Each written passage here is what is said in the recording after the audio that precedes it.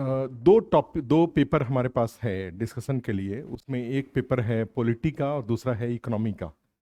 जो टेस्ट अभी तक 3 टेस्ट हुए आपके यूपीएससी 67th के लिए, एक था हिस्ट्री का, दूसरा पॉलिटी का, तीसरा इकोनॉमी का। तो हमने जैसे यहाँ पे एक तो टेस्ट होता है, दूसरा कॉपी चेक होता है, तीसरा डिस्कशन होता है और चौथा मॉडल आंसर। जो इस बार हमने कमिटमेंट किया था कि ट्राई करेंगे कि मॉडल आंसर दें आपको। तो उसमें हिस्ट्री का जो मॉडल आंसर बन के बना, उसमें हिंदी में बन गया था वो। इंग्लिश में आ गया है, वैसे इंग्लिश हिंदी जैसे इसी तरीके से जो अभी आप देख रहे थे, तो इसी तरीके का सेंटेंस में जो हिंदी है उसके उसी का इंग्लिश भी है। तो आपको तो क्या आंसर में कौन क्या क्या रेफरेंस किसी क्वेश्चन में लिया जाना चाहिए, तो वो फॉर्मेट भी यहाँ पे हमारे पास अवेलेबल है हर क्वेश्चन का।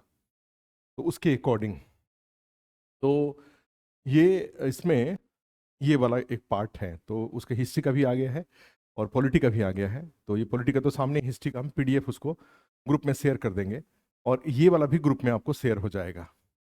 जो पॉलिटी का सारे जितने भी 12 क्वेश्चन हैं, तो 12 क्वेश्चन के का जो एक फॉर्मेट है वो ग्रुप में शेयर हो जाएगा। तो इस तरीके से यहाँ पर है कि बीपीएससी में मेंस में इंडियन पॉलिटी का जो सेक्शन है वो जीएस पेपर 2 का सेक्शन ए है और टोटल इसमें 38x3 क्वेश्चंस आपको लिखने होते हैं आउट ऑफ 4। कभी 4 है, कभी 5 है, उसमें से 3 क्वेश्चन आपको लिखने होते हैं। एक क्वेश्चन का 38 मार्क्स है।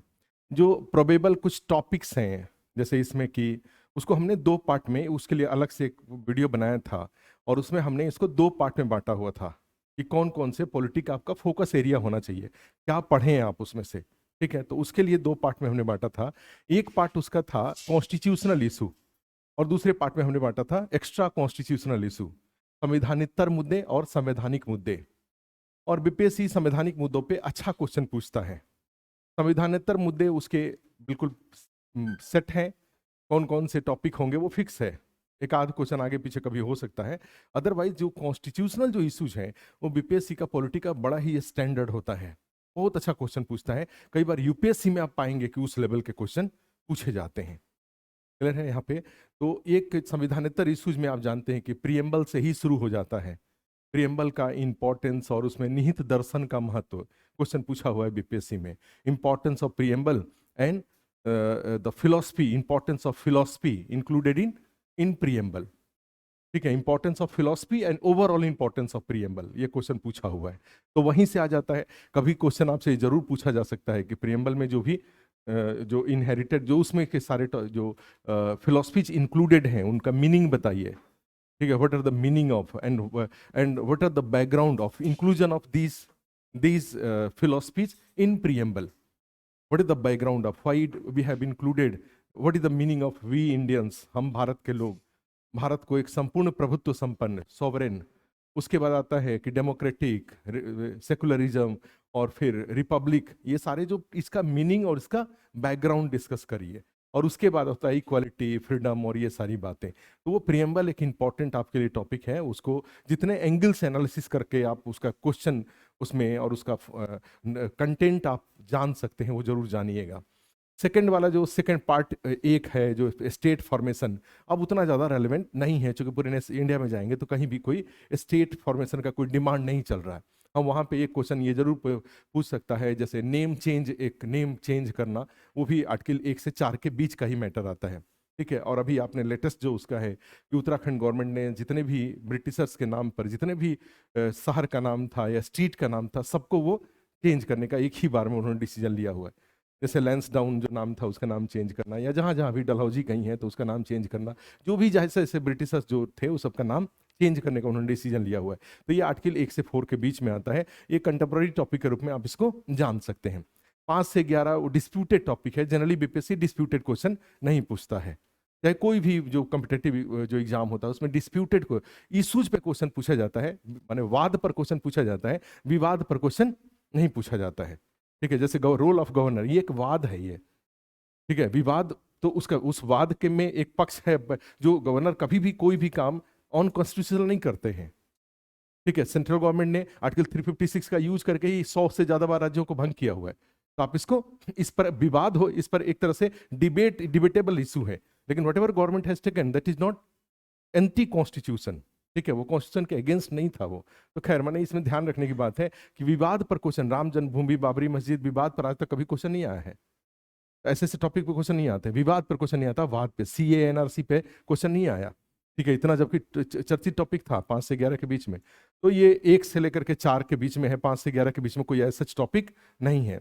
12 से जो फंडामेंटल राइट्स हैं वो बड़े इंपॉर्टेंट होते हैं, उसके हर आर्टिकल को जानना चाहिए, हर आर्टिकल को डिटेल में पढ़ के जाने की आपसे उम्मीद की जाती है।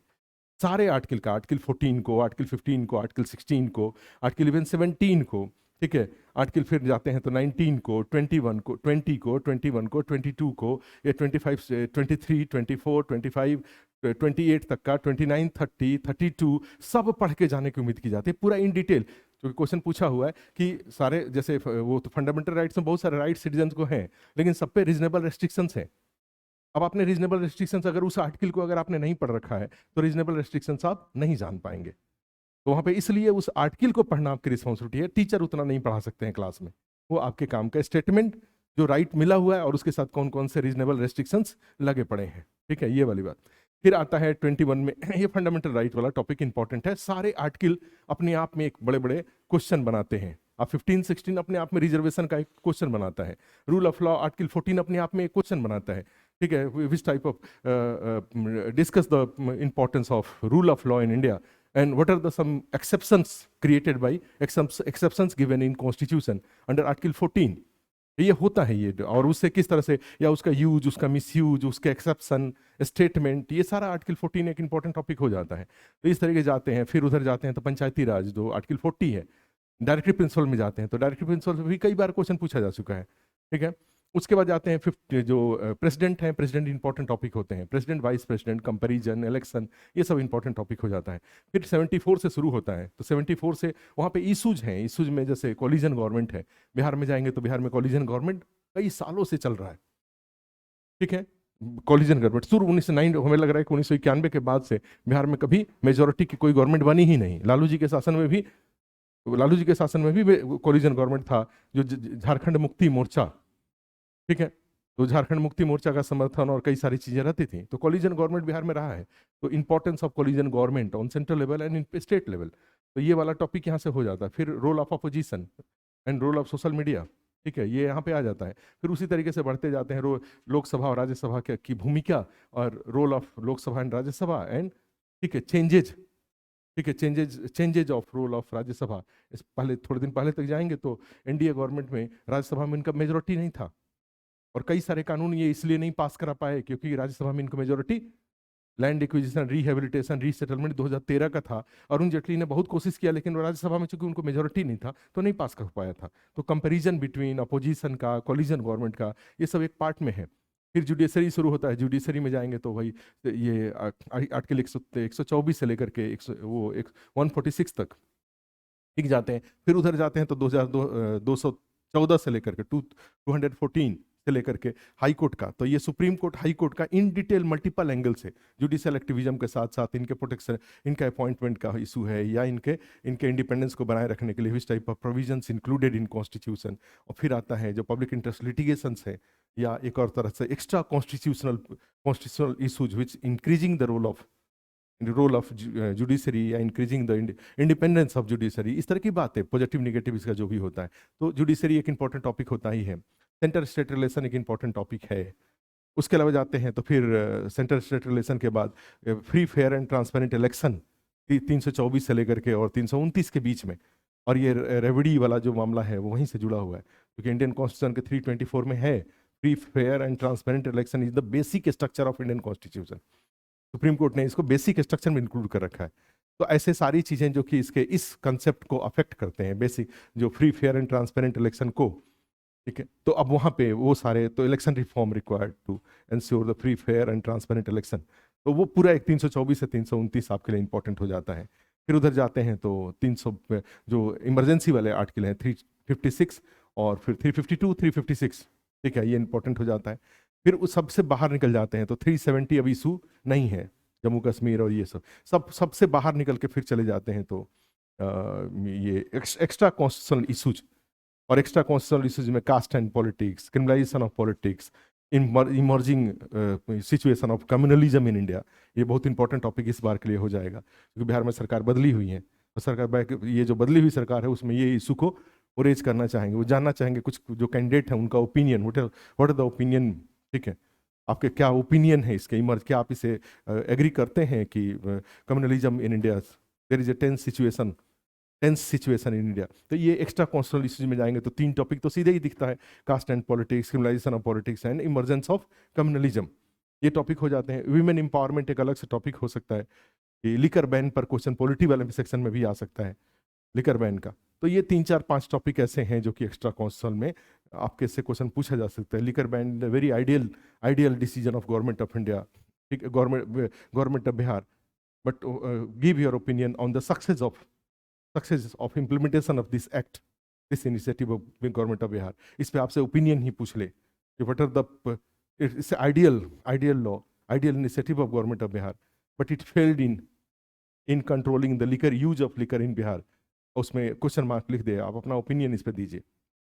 मदर निषेध एक आदर्श बिहार सरकार का उपाय है, की कदम है लेकिन किंतु यह लिकर को मध्य निषेध सुनिश्चित करने में विफल रहा है, अपना विचार दें। तो ऐसे एक एक्स्ट्रा कॉन्स्टिट्यूशनल इश्यू के रूप में इस तरह के क्वेश्चन भी आपसे पूछे जा सकते हैं। तो ये सारे कुछ ऐसे कॉन्स्टिट्यूशनल। अब यहाँ पे इससे रिलेटेड जो क्वेश्चन जब आता है आपके लिए, बीपीएससी में आएगा, चाहे यहाँ टेस्ट सीरीज में आता है, तो एक आइडियल आंसर में क्या क्या आपसे उम्मीद की जाती है, what are the expectation of examiner in a copy of a student who has written the answer on political, constitutional and extra constitutional issue based questions। भाई आपका जो संविधान और संविधानेतर जो इश्यूज हैं, उस इशू पर जो प्रश्न आपसे पूछा गया, उसके आंसर में एग्जामिनर आपसे क्या उम्मीद करता है, ठीक है। तो एक तो चीज है ही कि भाई क्वेश्चन के डिमांड के अकॉर्डिंग आप आंसर दें, आप उस टॉपिक से रिलेटेड सारी बातें ना लिखें। जुडिशियल एक्टिविज्म पे या इस तरह का कोई क्वेश्चन पूछा हुआ है तो इसका मतलब नहीं है कि आप कोई right an essay on judiciary in India, वो एसे का क्वेश्चन नहीं है। एक होता है ना कि किसी टॉपिक पर एसे ही पूछ लें, और या फिर किसी टॉपिक, उस टॉपिक के कुछ स्पेसिफिक सेक्शन हम आपसे एक्सपेक्ट कर रहे हैं। तो आंसर लिखते समय हमेशा माइंडफुल रहने की जरूरत उम्मीद की जाती है कि क्वेश्चन का जो डिमांड है उसको आइडेंटिफाई करके उसी को रिप्लाई करें, उस टॉपिक का सारी बातों को रिप्लाई।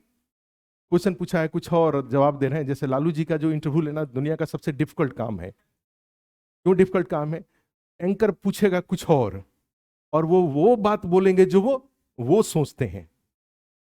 क्वेश्चन से कोई लेना देना, कई बार बाई चांस वो हो सकता है कि क्वेश्चन से उनका रिप्लाई क्वेश्चन से टकरा जाए, लेकिन मेजॉरिटी ऑफ टाइम में, और फिर एंकर को के बस का नहीं, जब तक वो अपनी बातों को सारा बोल नहीं जाएंगे तब तक वो रुकने वाले नहीं हैं। तो ऐसा आंसर नहीं होता है। आप देखते होंगे जितने ब्यूरोक्रेट्स का आंसर होता है, ब्यूरोक्रेटिक आंसर होता है, पॉलिटिकल आंसर होता है, बहुत सारे लोगों का आंसर, आप क्वेश्चन आंसर देखिए तो उसमें क्या होता है, बड़ा टू द पॉइंट, बिल्कुल प्रिसाइज आंसर होते हैं उनके। अब ब्यूरोक्रेटिक लैंग्वेज तो ये होता ही है, आप तो ब्यूरोक्रेट बनने जा रहे हैं, तो ब्यूरोक्रेट जो बनने जा रहे हैं तो ब्यूरोक्रेट के जवाब में और नेता के जवाब में ही एक मेजर एक अंतर होता है। नेता बोलता पहले है, सोचता बाद में है, और ब्यूरोक्रेट सोचता है पहले और उसके बाद बोलता है। तो पहले सोचेंगे फिर बोलेंगे तो आपका आंसर कॉम्पैक्ट होगा और उसमें गलती के चांसेस कम रहेंगे। सॉरी बोलने की आवश्यकता, क्योंकि ब्यूरोक्रेट में सॉरी का उम्मीद नहीं होता, फिर वहां तो सस्पेंशन होता है। अगर आपने कुछ ऐसी बातें, माइंड की बातें बोल दी तो फिर तो वहां सस्पेंशन होता है, वहां कहाँ सॉरी होता है। सॉरी कहाँ होता है? मेरी बातों को तोड़ मरोड़ के प्रस्तुत किया गया है, नहीं तो ये बात कौन बोलता है? क्यों बोला गया? क्योंकि आपने सोचा नहीं, आप पहले बोले फिर उसके बाद सोचे। This is the difference in reply off politician, reply off है, और आप ब्यूरोक्रेट हैं। एक तो भाई फर्स्ट जो डिमांड होगा पॉलिटिक के आंसर में, चाहे किसी भी आंसर में, कि आप क्वेश्चन के डिमांड को आइडेंटिफाई करिए और उसके बाद उसका रिप्लाई करिए, फर्स्ट। सेकंड जो है कि पॉलिटिक का आंसर बाकी आंसर से, सेम टॉपिक का एक बाकी जो जनरलाइज आंसर है और पॉलिटिक आंसर में डिफरेंस होता है। पॉलिटिक आंसर में आपसे हर आंसर लिखने वाले से 4 बातों के रेफरेंस की उम्मीद की जाती है, ठीक है। 4 कौन कौन से बात होंगे? वो टॉपिक का हमेशा एक कॉन्स्टिट्यूशनल बेस होगा, पॉलिटी में ऐसा कोई क्वेश्चन नहीं होगा, इवन एक्स्ट्रा कॉन्स्टिट्यूशनल जो इशू है उसका भी एक कॉन्स्टिट्यूशनल बेस है, माने communal emergence of communalism in India, and do you agree? तो इस तरह के भी क्वेश्चन है, उसका एक कॉन्स्टिट्यूशनल बेस है आर्टिकल 25 से 28 के बीच में, क्लियर है? या प्रियम्बल में उसमें सेकुलरिज्म एक वर्ड यूज किया गया है, ठीक है? तो हमेशा हर क्वेश्चन में कास्ट एंड पॉलिटिक्स पे कोई क्वेश्चन आता है तो वहां का भी कॉन्स्टिट्यूशनल बेस है according to article 324 to 329, free fair and transparent election in India is the basic structure of constitution, and this use of caste sometime in many time, this use of caste in political purposes, use of caste in political purposes, ठीक है, affect this origin, this basic structure of constitution या the demand of democracy। हो गया ना कि topic क्या था, extra constitutional था, लेकिन उसका बेस तो था ही, ठीक है? और जो कॉन्स्टिट्यूशनल बेस पर है उस तो है ही। वह सेंटर स्टेट रिलेशन आप कैसे लिखेंगे बिना आपके एजुकेटिव प्रोविजन हो, लेजिस्लेटिव प्रोविजन हो या फाइनेंशियल प्रोविजन का रेफरेंस लिए हुए? आप तो लिख ही नहीं सकते। तो फर्स्ट, जैसे किसी भी पॉलिटी के आंसर में एक्सपेक्ट किया जाता है कि आप अपने उत्तर में उसका कॉन्स्टिट्यूशनल बेस जरूर रेफरेंस लें, वहीं से शुरू करेंगे तो ज्यादा कॉम्पैक्ट आंसर होगा। कोई भी टॉपिक है फंडामेंटल राइट का, रिजर्वेशन होगा तो रिजर्वेशन की शुरुआत ही करिए ना, क्यों रिजर्वेशन का स्टोरी बना रहे हैं? रिजर्वेशन की शुरुआत ही करिए कि according to bring the equality, social economic equality in India, ठीक है? There is a provision of reservation related, there is a provision of reservation in constitution, original constitution, in article 15, article 16, उधर article 332, और even in panchayat article 243, panchayat में भी reservation की बात है। Article 332 में अगर 332 में है जाएंगे 332 वगैरह में भी पॉलिटिकल रिजर्वेशन की बात है, SC ST वगैरह के लिए। फिर इधर 15-16 में आप जानते हैं सोशल और इकोनॉमिक रिजर्वेशन की बात है। तो आप शुरू करो ना रिजर्वेशन वाली बात को इसी कॉन्स्टिट्यूशनल रेफरेंस से, आंसर हमेशा कॉम्पैक्ट शुरुआत होगा, शुरुआत में कोई दिक्कत ही नहीं आएगी। और इस रेफरेंस को हटा के तब आपका 10 बार लिखेंगे, 10 बार 10 तरह का आंसर शुरू होगा, सेम क्वेश्चन का आंसर कई बार अलग, जितने बार लिखेंगे उतनी बार अलग अलग शुरू होगा। हमेशा तय कर लीजिए कि पॉलिटी का कोई भी आंसर जब शुरू करेंगे तो हम कहां से शुरू करेंगे? उसके कॉन्स्टिट्यूशनल प्रोविजन से ही शुरू कर लेंगे, उससे ज्यादा इंपॉर्टेंट फैक्ट कोई हो ही नहीं सकता। तो फर्स्ट पार्ट ये हो वाला, मान लो ये हो गया। तो हर एग्जामिनर आपके पॉलिटी के आंसर में ये उम्मीद करता है कि आप कॉन्स्टिट्यूशनल का रेफरेंस जरूर लें। जो सेकंड पार्ट होता है, जो सेकंड एक्सपेक्टेशन होता है, सारे जितने भी कॉन्स्टिट्यूशनल प्रोविजंस हैं उनको प्रैक्टिकली इंप्लीमेंट करने के लिए there is a provision, there is a act, there is a various act related with the constitutional provision of. भाई ऐसा मान लो जो रिजर्वेशन ही है तो रिजर्वेशन का रिलेटेड प्रोविजंस है ना भाई, महिलाओं को रिजर्वेशन देने के लिए कानून तो बना हुआ है, बनाया हुआ है। पंचायती राज का तो कानून है ना बिहार का, बिहार में पंचायती राज के लिए कानून तो अलग से है ही। उसी तरह से जाएंगे जो ये पीपल्स रिप्रेजेंटेशन एक्ट है, ठीक है, रिप्रेजेंटेशन ऑफ पीपल्स एक्ट जो 1951 है, तो free fair and transparent election के लिए कानून तो है ही। तो जितने भी ये कॉन्स्टिट्यूशनल इश्यूज हैं, जो पॉलिटी के टॉपिक है, उसका एक कॉन्स्टिट्यूशनल रेफरेंस होता है और उसका एक लीगल रेफरेंस होता है। हर कानून का, हर टॉपिक का लीगल रेफरेंस है, ठीक है? तो एग्जामिनर ये उम्मीद करता है कि आपके आंसर में वो लीगल इशू, उस कानून को, उस टॉपिक का, उस कानून को, जब पंचायत जब जा रहे हैं तो पंचायत का इंडिया में और पंचायत का स्टेट में जो भी कानून है उस कानून का नाम जरूर याद करके रख लें, ठीक है? रिजर्वेशन से स्टेट से रिलेटेड जा रहे हैं तो उसमें जो भी एक्ट वहां पे पॉसिबल एक्ट्स हैं वो आपकी रिस्पॉन्सिबिलिटी है कि आप उसको याद कर लें। इसी को तो प्रिपरेशन कहा जाता है। The second most important reference required in answer of polity is reference of statutory reference, जो लीगल जो प्रोविजन, कानूनी जो प्रावधान है, कानून का जो संदर्भ, उस टॉपिक से रिलेटेड जो कानून का संदर्भ है वो जरूर लें, आंसर में होना चाहिए। और तीसरा फिर आता है थर्ड, जुडिशियल इंटरप्रिटेशन। जितने भी मेजॉरिटी ऑफ टॉपिक है वे सारे जुडिशियल रिव्यू से पास हुआ पड़ा है, सब जुडिशियल रिव्यू में रहा है। आर्टिकल 356 जुडिशियल रिव्यू में रहा है, free fair and transparent election judicial review में रहा है, criminalisation of politics judicial review में रहा है, सब रहा है कि नहीं रहा है? Very rule of law judicial review में रहा है, रिजर्वेशन, माने जितने भी इस तरह के टॉपिक जाएंगे, पंचायत जुडिशियल रिव्यू में रहा है, ठीक है? तो जितने भी इस तरह के टॉपिक हैं सब judicial, criminalization of politics, caste and politics, communalism, सब जुडिशियल रिव्यू में रहा है। The third most important reference required in an answer is reference of judiciary. Judiciary ने कभी किसी उस मुद्दे पर जो रेफरेंस इंटरप्रिटेशन अपना दे रखा है उसका, ठीक है। जब आप पढ़, ये चीज कब होगा, ये तीनों चीज तब होगा जब आप पढ़ रहे होंगे। आंसर लिखते समय ढूंढेंगे, कहां से ढूंढेंगे, दिमाग में है ही नहीं तो ढूंढेंगे कहां से। वो तो पढ़ने के दौरान ही तो ये होगा, इसी को तो प्रिपरेशन कहा जाता है। इसी के लिए तो आप मेहनत कर रहे हैं। और यहीं पे तो डिफरेंस होता है पढ़ने वाले में और नहीं पढ़ने वाले में।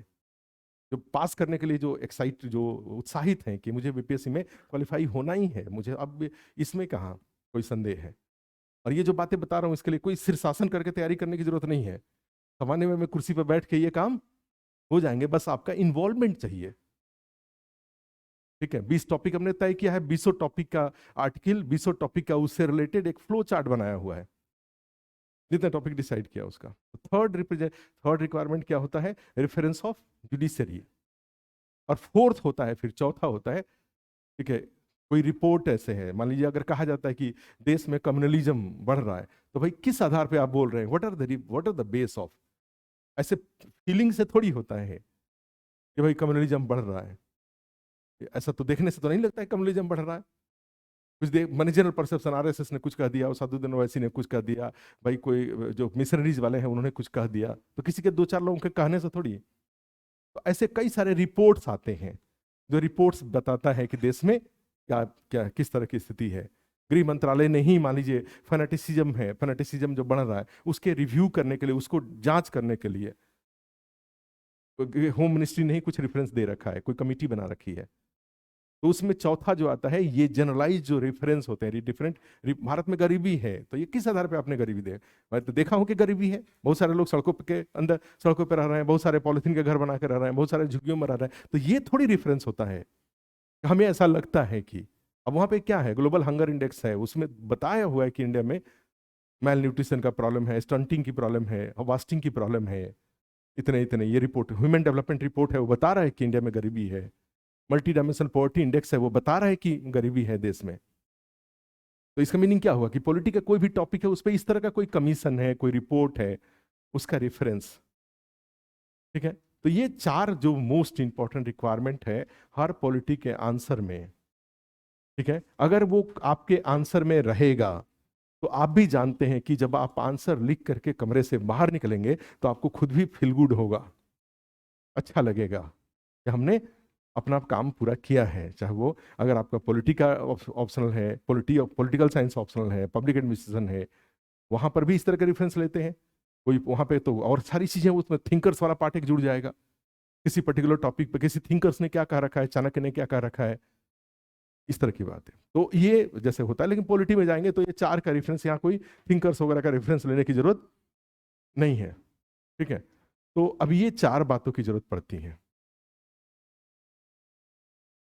ज्यादा नहीं पड़ेगा। केस स्टडी इंडिविजुअल का होता है, लेकिन एक जो चौथा पार्ट हमने बताया उसमें वही सब तो बताया, रिपोर्ट का हुआ या केस स्टडी हुआ।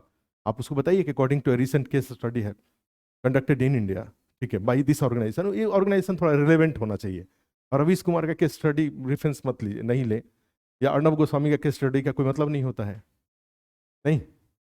According to the greatest anchor of Indian television Ravish Kumar ji, या अकॉर्डिंग टू ग्रेटेस्ट, ठीक है, English anchor of Indian television Arnab Goswami, ये सब रेफरेंस नहीं लिया जाता है, ठीक है। वो इंस्टीट्यूशन कोई ऐसी रिलेबल कोई इंस्टीट्यूशन होनी चाहिए, कोई इंस्टीट्यूशन का हो या कोई, तो उनका जो केस स्टडी है, उनका कोई यूनिवर्सिटी में, किसी यूनिवर्सिटी ने कोई केस स्टडी कराया तो उसका रेफरेंस आता है, ठीक है। ऐसे जैसे लीकर बैन पर ही कोई मान लीजिए कोई रिपोर्ट पब्लिश किया हुआ है, ठीक है, तो वो सब रेफरेंस में आएगा। तो वही फोर्थ पार्ट तो वही हमने बताया, ठीक है। तो ये होता है, चलिए।